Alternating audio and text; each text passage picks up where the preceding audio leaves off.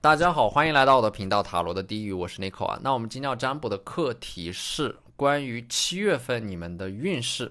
你们可以期待什么，又会完成怎样的转变？7月份宇宙给你们的指引。那在我们面前呢，有3组牌，从左到右分别是第一组牌、第二组牌、第三组牌。大家可以根据自己的直觉选择和你们连接最紧密的一组牌。稍后的话，我会做出一个解读。那么大家在选牌的过程当中，可以在弹幕上打出领取好运，来领取你们的专属好运。好，那我们现在可以开始选牌了。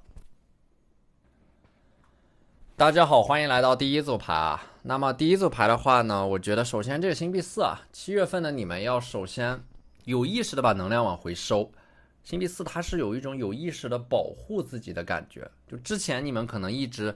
都在被一些很没有意义的人和事不断的消耗着，在被环境消耗着。所以说星币4就是要向内收缩，节制欲望然后呢就是消费方面要注意，不要大手大脚，要有储蓄的意识，要有一种应对未来风险和不确定性的这样的一种危机意识。星币4呢还有一个就是7月份你们要学会的一个非常重要的能力，就是屏蔽的能力，要有能力去屏蔽掉你们不喜欢的人和事，面对一些无法清理的关系，晦暗难明的局面，一律后撤。一旦你们感觉到自己在一些人和事当中纠缠在牵扯和消耗你们，第一反应就是保护好自己的能量。7月份的很重要的一个课题就是学会保护自己啊，把敏锐的观察变成自己的保护罩，发现气场不对的人和事就果断远离。那么第二张牌是圣杯侍卫啊，我觉得圣杯侍卫的话给我的感觉就是你们可能会遇到一个能够令你们感到心动的人，这个人是一个水象特质啊，有一点斯文书生气文质彬彬的感觉。这个人的话，我的感受就是他可能会唤醒你们内在的某种生命能量。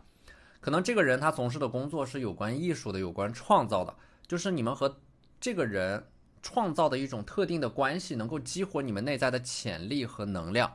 水象特质的这个人呢，可能在7月份他会成为你们的一个贵人，能够启发或者说激活你们内在的灵感，帮助你们走出一个晦暗难明的局面。你们会和这个水象特质的人在7月份会有一个很频繁的沟通和交流吧，会有大量的信息交换，而且你们遇到这个人的话，可能是在一个海边，或者说周围有很多水元素的地方。这个人给你们的第一眼印象就是属于那种很温柔的、疗愈的，能够治愈你们的一种气场吧。那么这张 Star 星星牌啊，你们在7月份之前许下的一个愿望，在7月份会得到实现。而且星星牌呢，7月份要做减法吧，有一个刻意的剔除的过程，可能要把一些人删掉，把一些事情从你们的清单里边拿出去。你们会发现，真正留下来的那些人和事才是真正重要的，它是有一个清理的过程。你们在深夜的时候可能会突然的想明白一些事情，在7月份得到了一种就是自己放过自己的感觉啊，得到了一种精神层面的自由。这种自由其实有的时候不是你想做什么就去做什么，这种自由是你可以拒绝一些事情，这种自由它是你接受了现实的随机性和不可改变的那一部分之后，你们从一种枷锁当中解脱出来，然后并被命运审判之后，你们会发现啊，你们要在这个过程当中，你们要承担这个自由所带来的一种责任。那么这种责任或者说这种使命，就是真正意义上的成为你自己。这个时候你就会接纳你人生当中的各种各样的课题和挑战，然后踏上那条真正成为自己的道路。所以说在这之前啊，我觉得你们会有一个极致的收缩啊，因为只有极致的收缩之后，才能够重新开启一个扩张的阶段，它是周期性的。所以说在这之前要先做减法，少即是多。7月份会重新起航，在重新起航之前，你们会刻意的停下自己的脚步，深呼吸，总结过去的得与失，做出新的计划，得到的一些结论能够帮助你们看清一些人和事啊。这个未来看似迷雾，但是你们在往前走的过程当中啊，未来的道路就会逐渐的延伸。这个时候你们就会慢慢的感觉自己抓住了命运的脉络，找到了一个出口和方向。那么第4张牌圣杯7啊，我觉得7月份会出现很多的选择吧，或者说7月份你们会刻意的去摄入很多的信息啊，你们会意识到信息量很重要，同时你们也会意识到筛选高质量的信息的能力也同样重要。你们在7月份会学会在混乱的信息当中形成自己的认知和逻辑。所以说其实7月份它是会有一个筛选、保留、内化最后升华的过程啊。7月份你们会完成一种进化，你们会优化自己摄入信息的渠道，你们会意识到过去的那些焦虑往往是由于你们摄入了那些足够令你们感到焦虑的信息。当你们优化摄入信息的渠道之后啊，很多负面的情绪就会自然而然的消除掉。所以说圣杯7我觉得它还有一个暗示，就是你们会形成记录的习惯。7月份你们是有很多天马行空的想法的，你们要把这些琐碎的一闪而过的灵光记录下来，把这些琐碎的信息整理啊，你们在梳理的过程当中就会慢慢的弄清楚自己到底想要什么，想要成为怎样的人。所以7月份你们是需要有一个记录的过程的，把自己的时间用可能是某种照片的形式，要么是用文字的形式记录下来，你们的思维的那些碎片化的东西整理起来啊。7月份它的这个过程就是从无序逐渐的变得有序，之前你们摄入的混乱的信息啊，但是可能不知道怎么去应用。7月份你们会集中的去整理这些混乱的信息和能量，把它们统一化、整体化、系统化。你们会学会总结和归纳，然后在整理这些碎片化的信息的过程当中，就会有一些新的体验和感悟啊。权杖8我觉得它是一种人多力量大的感觉吧，就是7月份你们不会再单打独斗了，而是会借助一些力量，借助一些渠道势能来达到自己的目的。权杖8呢，它就是有一种抱团取暖的感觉吧。你们在7月份会找到一个属于自己的活动团体，深度的参与到其中。你们在深度的参与到某个活动的过程当中，会找到一种归属感。那么宝剑骑士啊，我觉得7月份你们应该是会确立一个新的人生目标的。你们会打破生命的牢笼，然后确立一个值得你们兴奋的可以去追逐的目标。这个时候你们浑身又会充满一种能量，就是它是摆脱束缚和教条那些死板的规则，然后开始变得自由，会拥有一种去过上自己想要的生活的一种能力。我觉得这组牌你们可能看上去是脆弱的、易碎的，但实际上你们总是能够化险为夷，总是能够从崩溃的边缘把自己拉回来。所以7月份你们可能在7月份之前经历了一次崩溃啊，分崩离析，但是呢7月份又会重新整合自己啊，会得到一种涅槃重生的喜悦。宝剑7呢，这张牌我觉得你们在7月份可能在人际关系这块要保持谨慎吧，可能会有小人或者说被一些流言蜚语所重伤，有人在背后议论你们，这可能也是因为你们在一些领域取得了一些成果，影响力开始变大，更多的人关注到你们，所以难免会有人议论你们。7月份的话呢，要保持低调啊，什么事情都要悄悄的做，闷声发大财的感觉。宝剑7的话呢，可能还是会有一个人在深夜找到你们，给你们发来消息啊。我觉得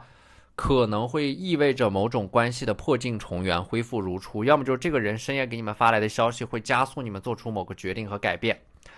那么圣杯8呢，我觉得7月份啊，你们会刻意的给自己留出一个独处的时间和空间，用孤独来沉淀自己。因为用孤独沉淀后的这种思维是非常清明的，静坐或者说冥想能够帮助你们找回那颗没有杂质的心。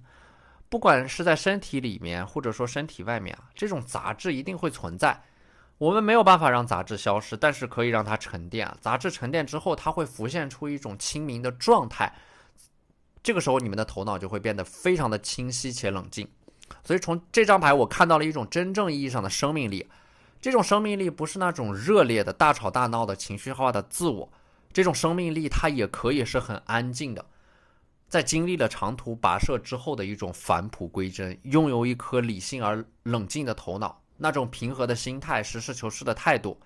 对自己价值的充分的认可，对社会客观规律的深刻认知，你们就会达到这样的一种状态。而这种平和的生命力，它会给你们一种智慧，就是能够让你们一眼看到事物的本质，然后能够做到不以物喜，不以己悲的生命境界。在这个过程当中，你们解决问题的能力就会大幅提升，整个人会变得更加的沉稳从容。这种生命力其实已经在不经意当中注入到你们的一言一行里边。你们说的每一句话，每一个行为都没有多余，都闪耀着智慧的光芒。好，那这就是我们这期视频的全部内容了，非常感谢大家的收看。如果你觉得我的视频对你们有帮助的话，可以在我的视频下方留言点赞，或者你们的支持就是我最大的动力。那我们下期视频再见，拜拜。大家好，欢迎来到第二组牌啊。那么在第二组牌里边呢，我觉得在7月份的你们会拥有一种莫名的勇气，会做一些之前一直想做但是又没有条件、没有机会做的事情。要记住一点啊，这个权杖本身啊，火象特质永远代表的是一种行动力，行动力永远是会闪闪发光的宝藏。所以说，你们之前可能经历了一系列爆炸性的事情啊，会让你们下定决心做一个完整的清理啊。所以权杖的话，我觉得你们7月份会变得异常的坚定和果断啊，找到一个发力点，变得强势，敢于拒绝，敢于说不。你们会成为强势文化的代表，会自己拿主意，自己做定夺。之前呢，你们可能会有一点不敢说出自己的想法，不够强势，不够锋利，也不足够有棱角。7月份你们会经历一个野心的觉醒啊，会突然的意识到自己的使命，会变得自信起来啊。这个过程你们其实呈现出来的这种能量和磁场，就会让一些资源和人脉被你们的自信所吸引。所以7月份一定要敢于表达，敢于做自己。你们的这种强势和主动会为你们争取到很多的机会，认识到一些新的朋友啊。所以7月份它一定是行动的月份。第二张牌是宝剑一啊，一把宝剑插在了皇冠里，说明7月份会有大事发生，并且这可能是会对你们推动的一些事情啊，造成一个有利的结果。就是说这个结果和成绩可能会让你们实现一种身份上的转变，或者说某件之前被卡住的事情在7月份会有突破性的进展。皇冠我觉得你们可能会在7月份参加一些竞争性的考试和选拔，拿到一个不错的成绩啊。甚至啊，宝剑这个皇冠它代表的是第一，就是说皇冠你们可能在某个领域当中加冕成为王者。而且呢，宝剑的话你们会有一个起身一跃能够够得着的机会。宝剑本身的话呢，它也象征的是7月份会有大量的信息向你们涌来啊，你们可能会主动的去收集一些信息，然后做出一个很重要的决定啊。我觉得7月份很多事情即将会走到一个收尾的阶段，或者说有很多事情的截止日期会在7月份，所以说你们的行动力才会有一个大的爆发。所以7月一定注定是一个忙碌的月份啊，很多重要的事情的结果都会在7月呈现出来。所以说7月份你们的能量可能会比较紧绷啊，会让你们有一点焦虑啊。但是千万不要因为这种焦虑就逼着自己去做一些决定啊。我觉得宝剑7的话，可能有人一直在推着你们，一直在逼你们做决定啊。这个时候你们一定要冷静下来，就是越是有人逼着你们做一些决定，你们越要慢下来，好好想一想自己到底想要什么。宝剑国王啊，我觉得这张牌它就是一种保持独立思考的能力啊。这组牌我觉得你们可能在做一些决定的时候，会在某种层面上被大环境所裹挟，被情绪所主导。所以宝剑国王你们一定要保持理性，保持一种思考的习惯。这种思考它是能够优化你们做决策的效率啊。就是其实你们好好想一想，你们过去付出的努力，很多努力它都是无效的努力啊，为了努力而努力。你们的思考可以让你们意识到什么样的努力才是你们真正需要的，什么样的努力和行动才是真正有效的。所以说7月份它是一个沉淀的月份啊，它是一个思考、复盘、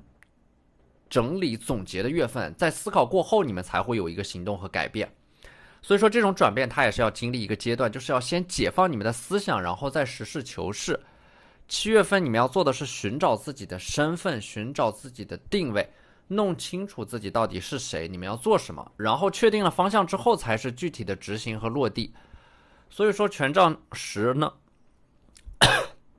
权杖10这张牌，你们7月份可能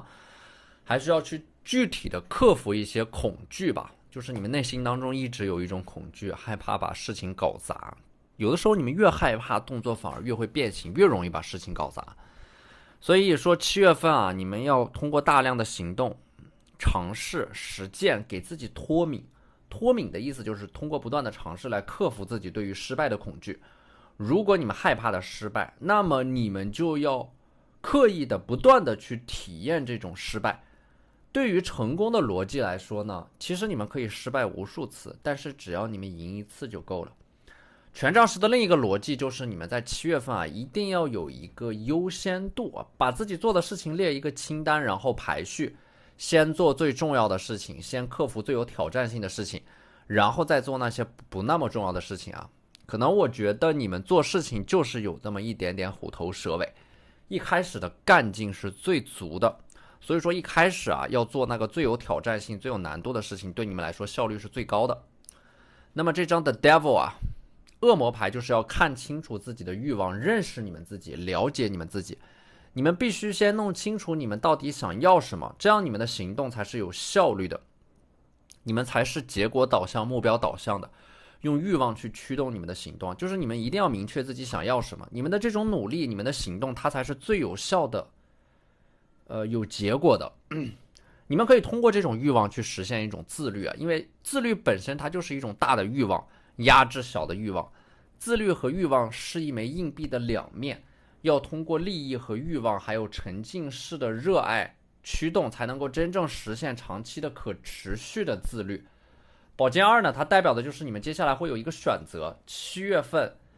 这个选择可能会决定你们接下来3到5年的走向不要害怕这个选择，也不要担心自己会做错选择，因为重要的并不是选择本身，而是你们是否有能力把这个选择变成正确的选择。在选择的过程当中，你们要遵循的一个规律就是一定要选择那些发自内心的、发自本能的、坚定的想要实现的方向，不要人云亦云，也不要随波逐流，要遵从自己的内心，不对自己撒谎，保持坦诚。星币4的话呢，7月份你们可能会学会攒钱学会储蓄，或者说你们有一种思维，就是要囤积某种优势、某种资产，通过积累这些微小的优势和资产，它能够让你们从小的胜利逐渐过渡到大的胜利，一点点积累起来的不断增长的资产会让你们的优势变得越来越明显。这其实是源自于你们自身拥有的一种深层次的危机意识，让你们拥有了一种长期主义的思维我觉得星币4的话，7月份你们还要学会的一个东西就是课题分离吧，学会划清界限，把不重要的人和事都剔除出去，然后留下那些你们真正值得去守护的人和事。课题分离的另一个层面的含义就是你们要让过去的事情停留在过去，然后你们才能够开始意识到好好爱自己的重要性。所以说星币4这张牌其实就是好好爱自己，要保护好自己的能量。好，那这就是我们这期视频的全部内容了，非常感谢大家的收看。如果你觉得我的视频对你们有帮助的话，可以在我的视频下方留言点赞，或者你们的支持就是我最大的动力。那我们下期视频再见，拜拜。大家好，欢迎来到第3组牌那么第3组牌我们抽到第一张牌就是星币国王所以说这个国王手上拿着一颗星币7月份你们可能会收到一笔钱、转账、红包之类，或者说你们有存钱的计划，也可能是找到了某种生财之道，让钱生钱。所以说7月份的话呢，可能说有一部分想要通过副业赚钱的人会赚到第一桶金。星币国王它本身也是会有一种财富的增长吧，在7月份倒不是说暴富，而是说一笔笔小钱的进账会让你们越来越有信心，越来越有干劲。那么圣杯骑士呢，我觉得会有一个水象特质的人吧，巨蟹、天蝎或者说双鱼，他会给你们带来一个好消息可能你们一直都在等着一封信，或者说一个邮件、一个邀请，或者说通过某个人在微信上给你们发来的消息所带来的机会，那么这种期待在7月份会变成现实，会有一个很重要的人给你们发来消息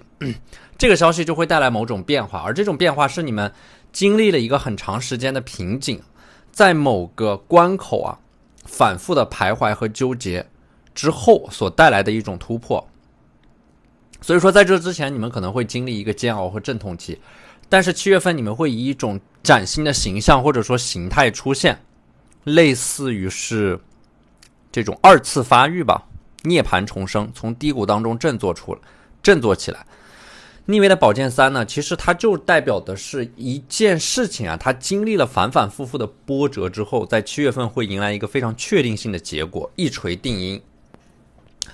但是在这之前可能你们就是在不断的起起伏伏、上上下下的震荡7月份会迎来一个非常清晰的分水岭和分界线，之前的混沌和动荡会被沉淀，就好像它这个过程就好像是水中的杂质逐渐的沉淀，然后慢慢的变得清晰起来。关于你们未来的路径和方向，你们会一点点的看到它。所以说7月份它一定是一个转折点和变盘点啊。宝剑骑士就暗示着7月份你们会定下一个很大的计划、目标或者说项目啊。这张牌给我的一种很强烈的感觉就是7月份你们会动起来，会踏上新的旅途和征程，去到一个新环境，或者说有一个新的值得你们去期待和追逐的目标。可能你们还会主动的去打破僵局，行动起来，想要跑出去挣脱束缚啊。审判牌的话呢，7月份你们可能会有一个比较大的机会去展示你们自己，比如说一个重要的作品问世，会有很多人来给你们发来消息关注到你们，或者说有一个公共的演讲参与到竞选当中啊。这张牌也对应的是可能会有一个比较重要的考试会在7月份进行，你们会通过这个考试来证明自己的实力。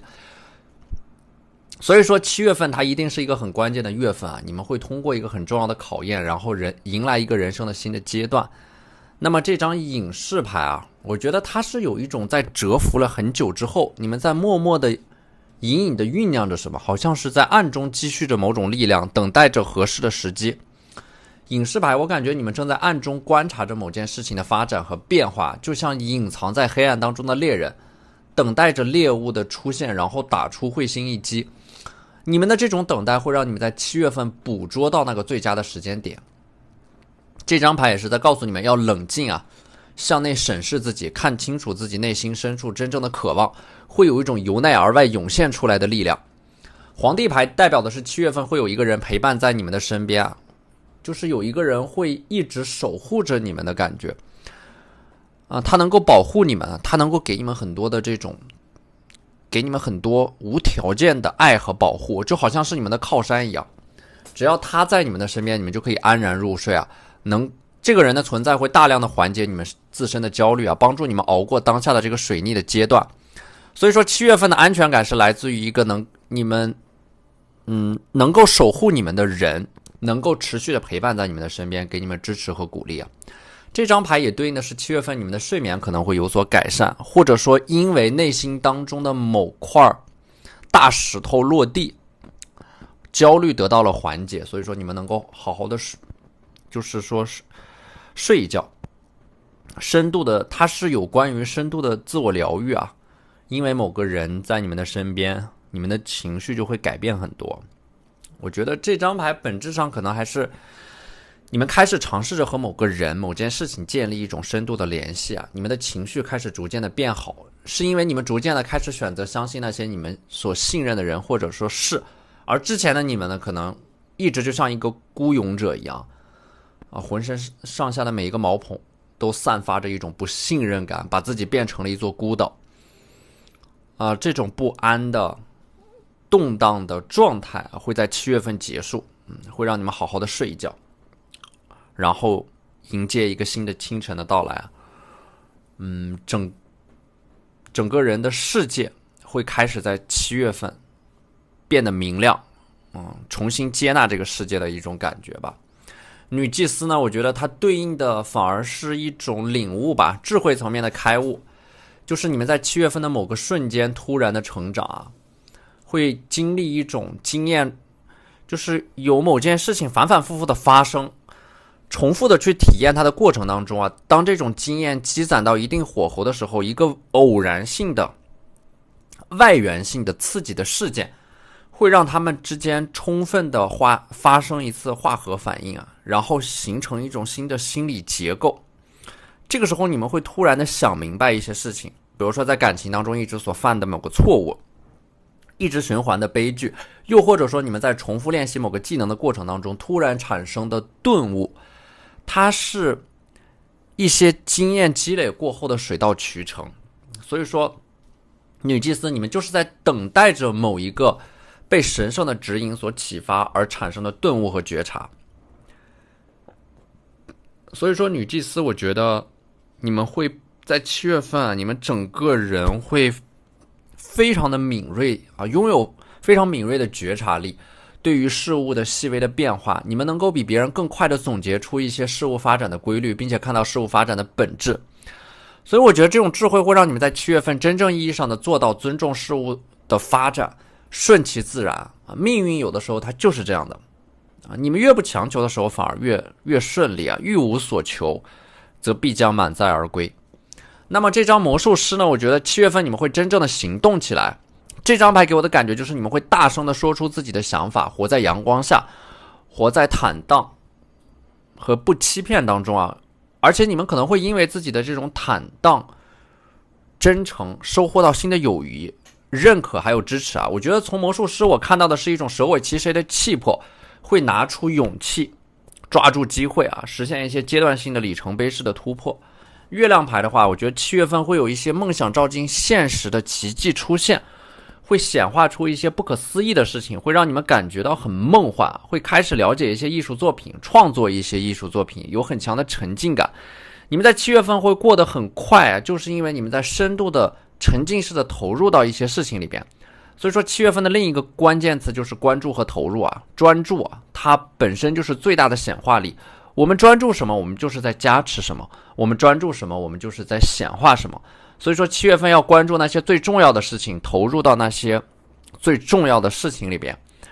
所以说我预感7月份的你们可能会有一个大的洗牌啊，大的轮换，什么都会换。你们的风格、环境、状态、想法会呈现出一个全新的自我，并且这种大的洗牌会让你们打破以往的重复和循环，进而迎接到一个新的篇章。好，那这就是我们这期视频的全部内容了，非常感谢大家的收看。如果你觉得我的视频对你们有帮助的话，可以在我的视频下方留言点赞，或者你们的支持就是我最大的动力。那我们下期视频再见，拜拜。